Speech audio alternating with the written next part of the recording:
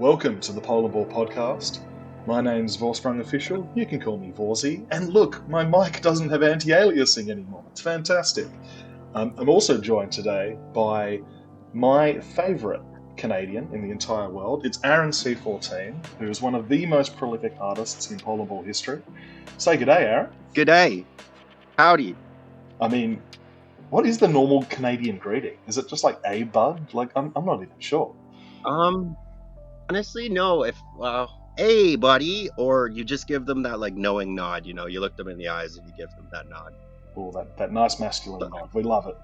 Well, it's a pleasure to have you today, man, because I think, without blowing smoke up your ass, you're one of the most important people in Polandball. You no doubt have seen Aaron's drawing videos on our YouTube channel here, but he is also one of the most prolific artists. We'll get to the number of comics you've made in just a second, but let's get a bit of background about Aaron. What got you into Polandball and what kept you around? Honestly, I think I saw my first ever Polandball comic, I hate to say, on 4chan. And I just it was a real and appropriate comic. I won't really go into what it was about, but I just kind of liked the je ne sais quoi of it. Like, just the simplicity of representing countries as these little balls. I thought it would be easy to tell stories that way. So I went into looking at more because this was probably when I was it was 13 years ago. So I was probably like 14, 15, 16. It's crazy to And think that you've been doing this for 13 years. yeah, it's crazy to me too, honestly, when I think about it, because like I can remember the first comic I saw. But yeah, no, sorry. As I was saying, I just thought it would be a cool way to sort of satisfy my new found like history nerdness, and I always love to sort of tell stories, I guess so. And I was never really good at art, so it all just was perfect in my opinion. So you started off on Facebook, yeah, and then you made your way to Reddit. Yeah, that's right.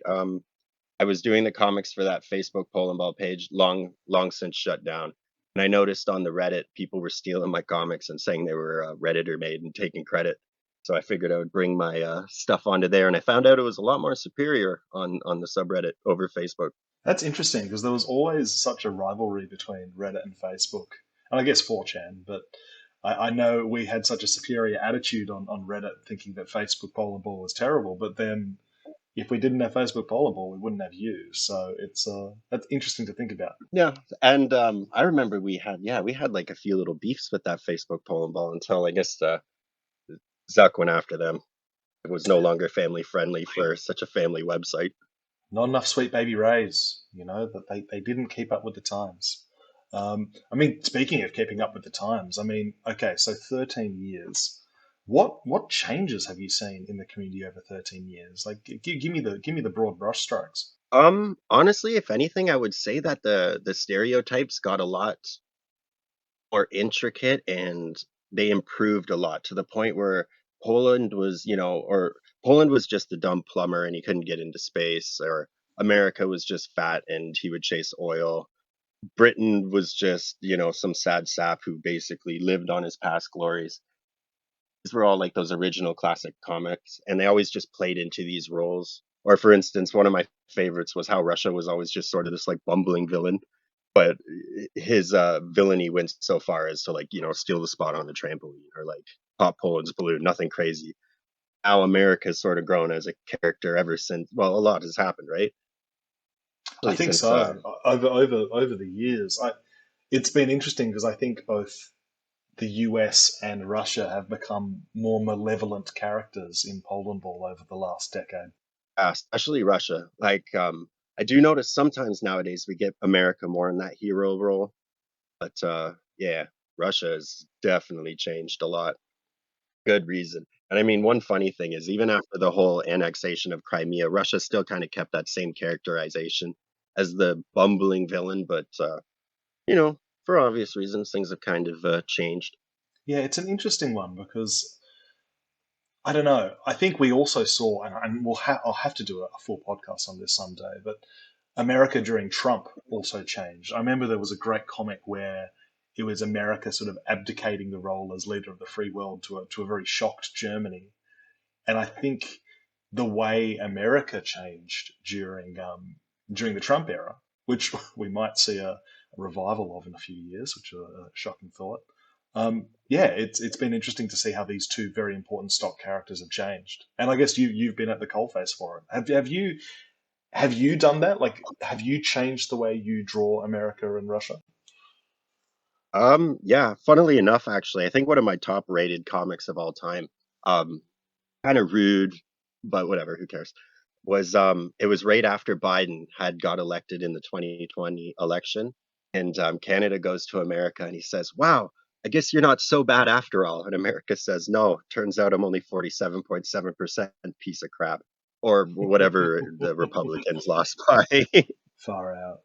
Yeah, it's well. I mean, there's one character that's always stayed pretty consistent in your art, and that's Canada.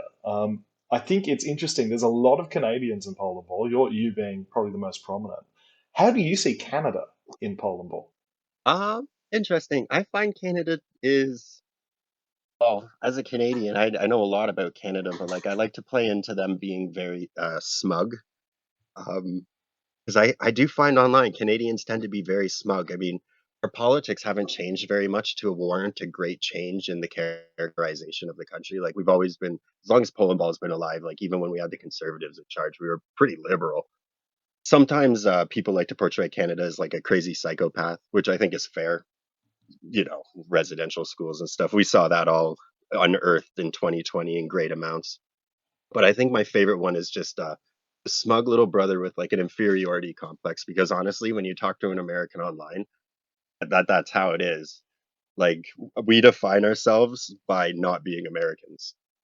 I think that's fair, and I don't know. I think particularly on Reddit, there's a lot of smug Canadians on Reddit.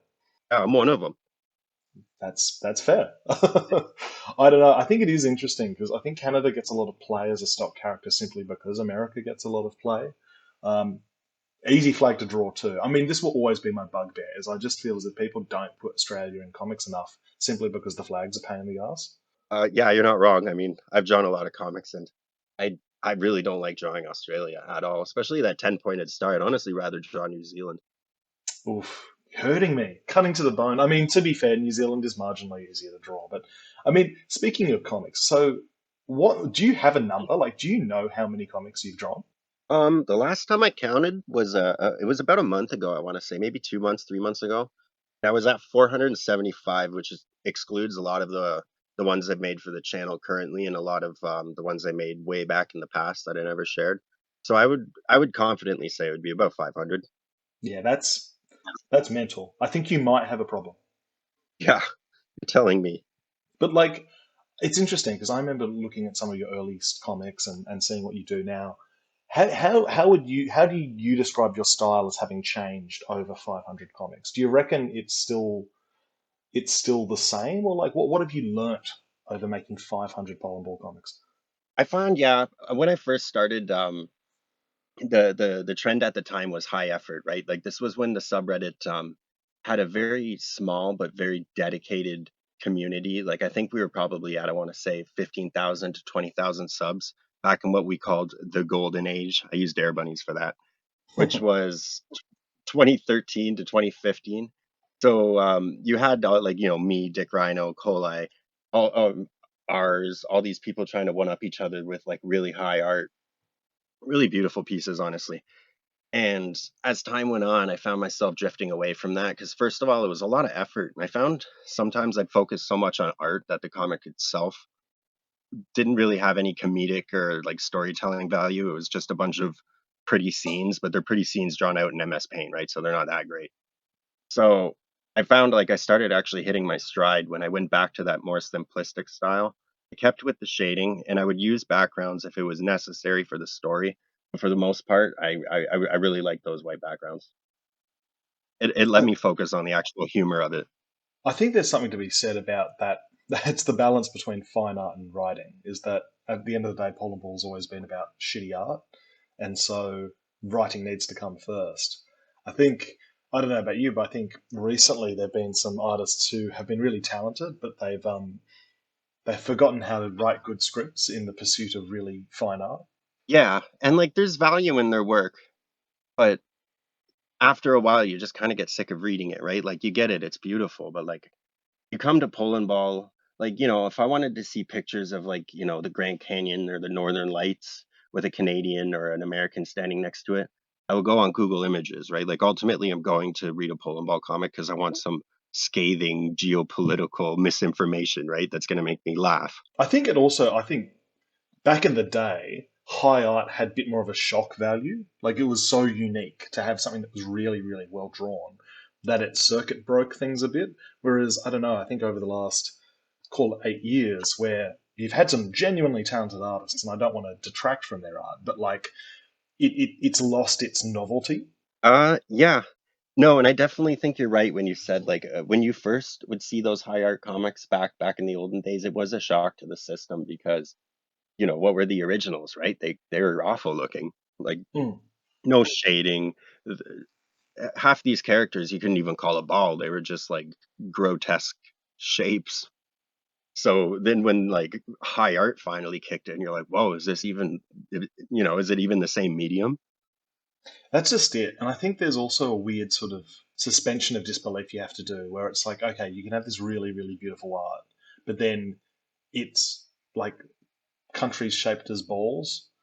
It's like, bad example, but there is some beautiful, truly beautiful furry art out there. Like truly artistically great, but then it's got some muscle ripped dragon in it. Like, and I'm not trying to yuck anyone's yums here, but it's like, it's that juxtaposition. Yeah, no, I know exactly what you mean. Oh, the furry art, man, that left me speechless. That was a really good example. I honestly, I wonder if there is a Venn diagram, two balls, if you were, between. I wonder how many Polandball artists are also into sort of either making or into sort of furry art. I don't know. I feel as if there's something that could be explored there. I have my suspicions about a few for sure.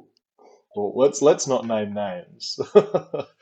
No, But no. touching on high art, I think what's interesting about you, Aaron, and I think people have seen this on the YouTube videos you've done, is that you're kind of the ultimate Microsoft Paint purist. Like a lot of people use Photoshop, a lot of people use Paint.net. Like I think in recent years we've been more open to the kind of programs people use to make Polymer comics. But you keep it real. Why are you so doggedly on MS Paint? Honestly, because it's what I know, and the rest of the stuff is really, really hard. Like I do other art aside from pole and ball, nothing crazy, but like I use MS Paint for it. Mostly just hobby stuff. But I find these comics themselves, they're so simple, right? That I don't really need anything other than MS Paint.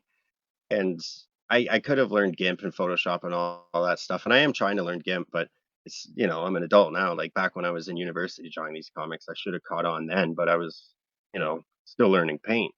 But now with a career and all that, it's real tough to try and learn a whole new program. Like there's a lot that goes into it. And I have mad respect for people who do know. I think it's interesting as well. I feel as if on that I mentioned earlier, like we used to be so much more Puritan about it really has to look like it was made in MS Paint, and I think it still should, but I don't know. I think the other interesting shift there's been is like mobile apps for doing comics have become way better over the last 10 years. So I think a lot of artists on the sub these days they use like apps. They don't use your MS Paints or whatever. So there's been that shift too. Yeah, no, there definitely has. And I know um, actual Puritanism that you were just mentioning really clashed with the first wave of people using tablets because for the longest time they just couldn't figure out how to turn off the anti-alias, which is like, you review a lot of comics and that's the main thing we ding people for. If they're like, besides, kind of being boring, but like it's always the anti-alias. And I felt bad for all these people trying to draw with tablets because they just couldn't seem to turn off the anti-alias. And had it not been for that MS Paint puritanism that we started off with, I don't think the anti-alias would ever even be a problem. In fact, actually, come to think about it, my oldest comics had anti-alias on MS Paint. I would use the paintbrush, but I don't do that no more.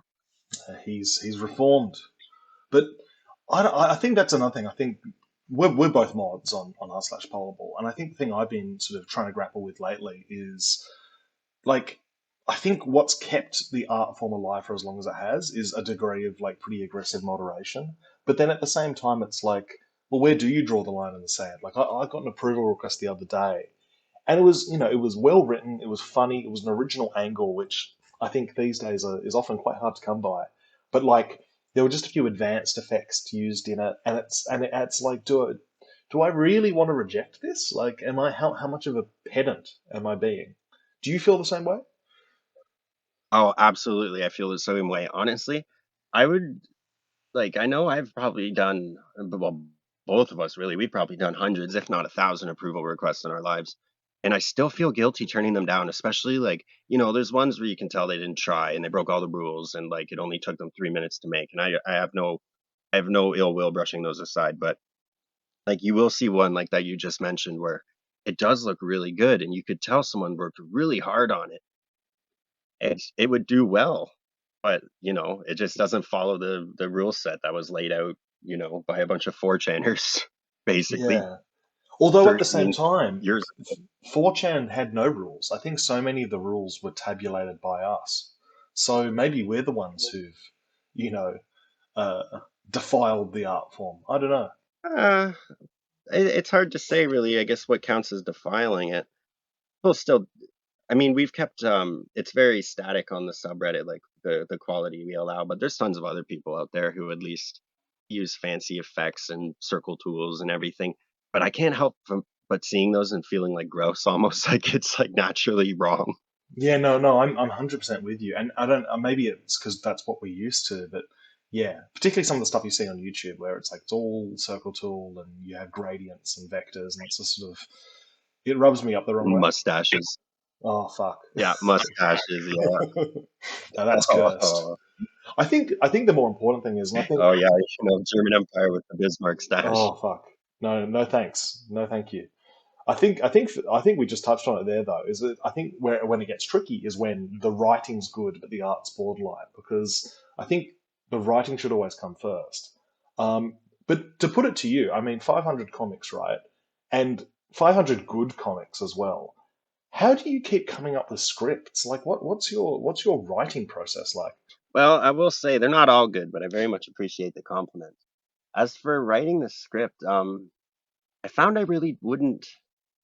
Well, I would write really rough scripts, probably on like a post-it note, but all I would try to do is just I'd have to be looking for an idea, and I guess I would just read the news or watch a movie or even have a conversation with a friend, and like something would just come to me, and I'd get a vague idea in my head, like for like USA is really heavy, like a fat planet, so he pulls people into his orbit, and I would just write that down in a Facebook note, and then expand upon it as I write it. Like it was like a backwards pyramid almost, Right. or an upside down pyramid, I should say. Because it's interesting. Like, I think it, coming up with scripts has always been the bit that I've struggled the most with. Like, obviously, the art takes time, even though it's crap. And look, I've only made maybe a dozen or so comics. I'm nowhere near as prolific as you have been, but like, the script is the bit that needs to make sense, and constructing the English and coming up with a flow. I mean, do you have any tips for artists in terms of do you have any surefire script writing tips?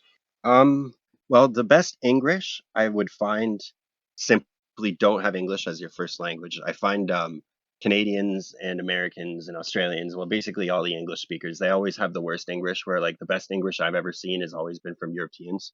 Because I guess if you don't naturally speak English, you know how easier to like skew it up. Whereas everyone else is just going, into of ings, just adding ing and placing of in Oh, the I middle of hate it. sentences, which I know it's so lazy. And like my English is not the best, but sorry, I got distracted there with the whole English thing. But yeah, basically just don't have English as a first language. You'll be golden.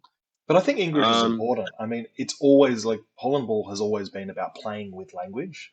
Like, for me, the funniest comics are the ones that have like completely butchered English so well. Like, I don't know if you can remember Mofor's Invest in Eastern Poland comic, which came out ages ago, and he's Polish. And the way, maybe it's because he's Polish, he was able to come up with this just unbelievably scuffed English for Poland. Um, and and it's like the art in that comic is actually amazing.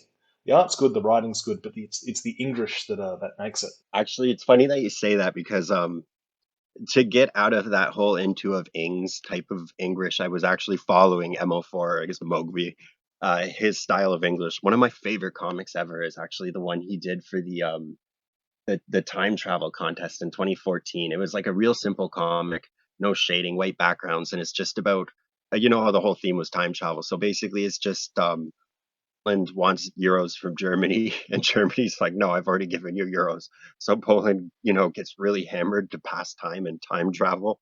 And he wakes up and like asks for more euros, and he's all hammered. And Germany's like, no, you asked 2 hours ago. And I'm speaking pure English here, but like the English in that comic is like ideal. It's like I love I that comic I so know much. the comic, and I think also because in that Poland's quite cute in that comic too. Like, because you get something like a cardboard box or something, right? Yeah, yeah, and then he like purrs while he sleeps. Oh man, yeah. I think that's just it. Is it's you gotta now the English. But yeah, okay. I think it's interesting because it's like how do you deal with burnout? Do you ever get burnout, or like how do you navigate keeping the volume up? Well, I definitely took breaks. The burnout, well, I really enjoyed drawing, but honestly, it would just be I would burn out for sure, but I would just try to keep busy with other hobbies too. Like people are under the influence that I was like strictly drawing Poland balls or something, but that wasn't quite the case. Realistically, I was drawing like a comic in 40, 45 minutes. Like it didn't really take any time at all. It would just be when my own focus was making comics, it would yeah, I would get burned out quick. And I won't lie, with this whole thing that's happened to the subreddit, that's helped with some burnout too. But thankfully we got this thing going, so hopefully that turns everything around. Yeah, so let's talk about that a bit because I think the subreddit's in a very interesting state at the moment, and you've really been trying to keep it alive. But we kind of this all kind of started with the whole API fiasco, right? Um, yeah, it's hard to say that they're totally connected, but the fact that they killed our activity right when that whole thing happened leads me to believe that yes, they are definitely connected. I think in more of a making way. Like, do you care if I talk about the API protest just for people who might not know? No, no, I think it's worth backgrounding. Yeah, so this happened in April. Reddit basically, like, I don't know it thoroughly, right? Like, I'm not a Reddit historian or anything, but basically, there's a bunch of third-party apps that people really thought were superior to the official Reddit app, and these apps were operating, pretty cheaply for free, I guess, and people really like them. But Reddit turned around and said that basically, if you don't pay us exorbitant amounts of money to use our software, I guess, then you know we're shutting you down. And obviously, nobody could pay for this.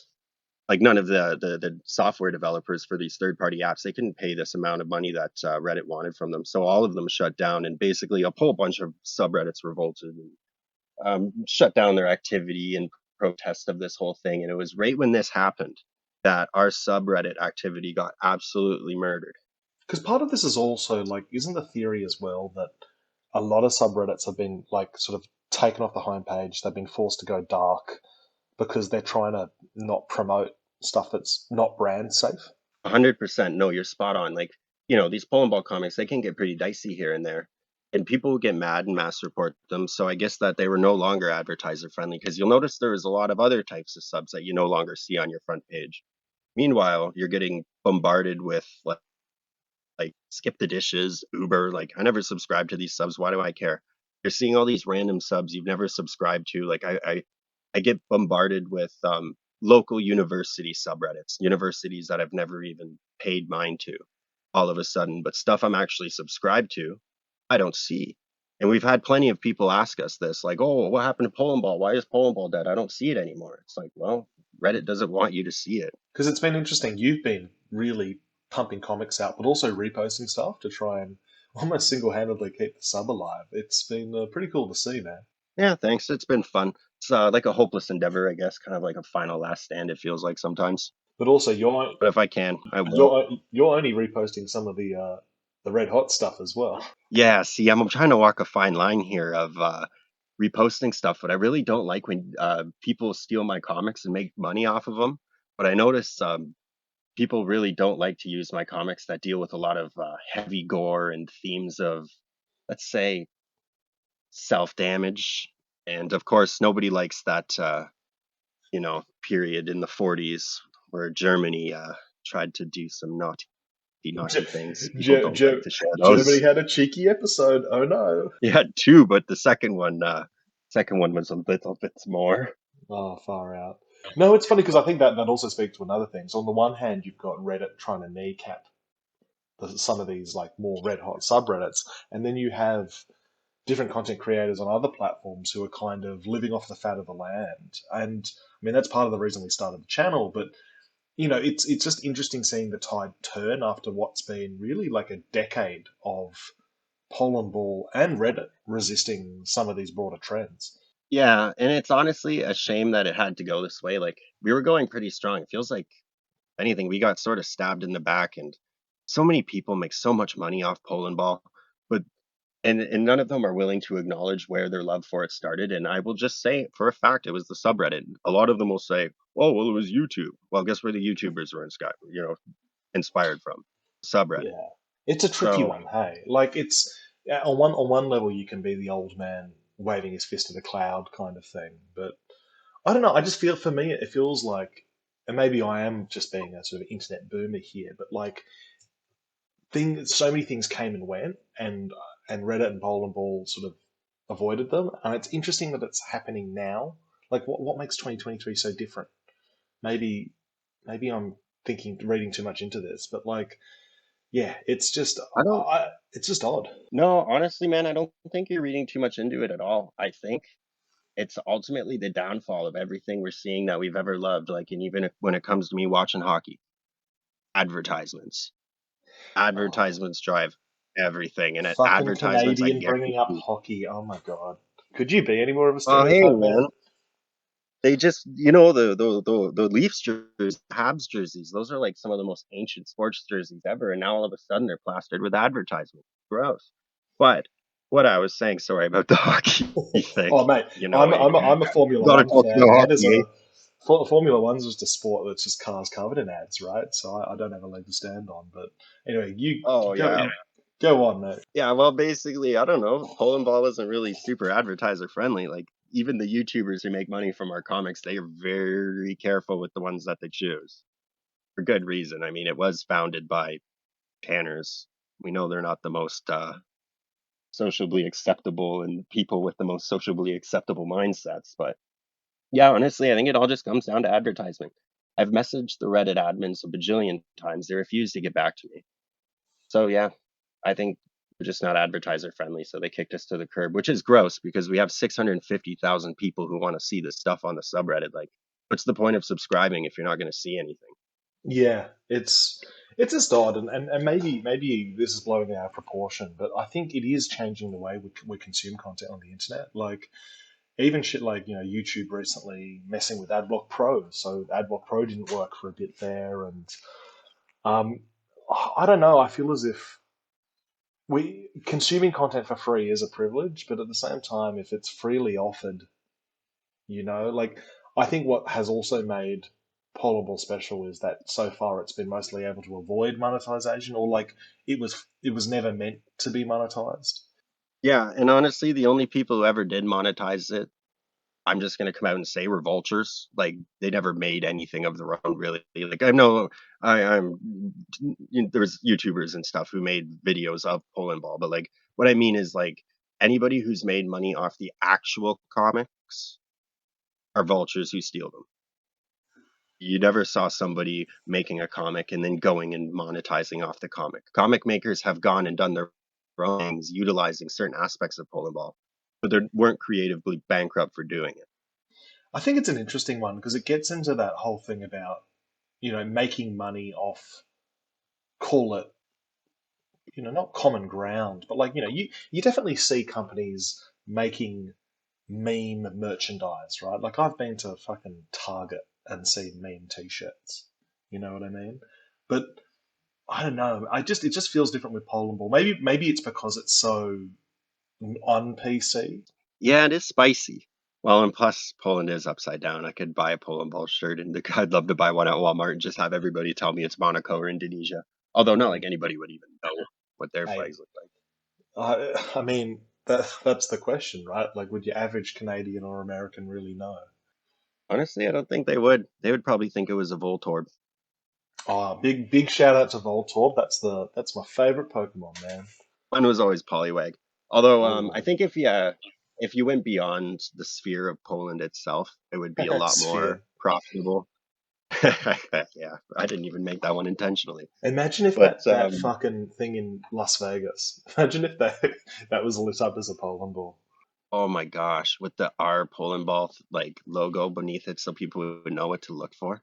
That might boost our activity for like a whole evening. We'll have to take this to the board, man. This we could be cooking here. We could be cooking. Or we could just hack it, right? That's what they do nowadays. Yeah, well, And it's nobody would be the wiser because it wouldn't be some inappropriate image. It would just be you would have to do like USA because it's in Vegas. Nobody would understand Poland. I can't believe it hasn't been hacked yet. I feel as if I lived in Vegas, that'd be the very first thing I'd try and do is try and mess with that thing. It's so bizarre. Anyway, it's America.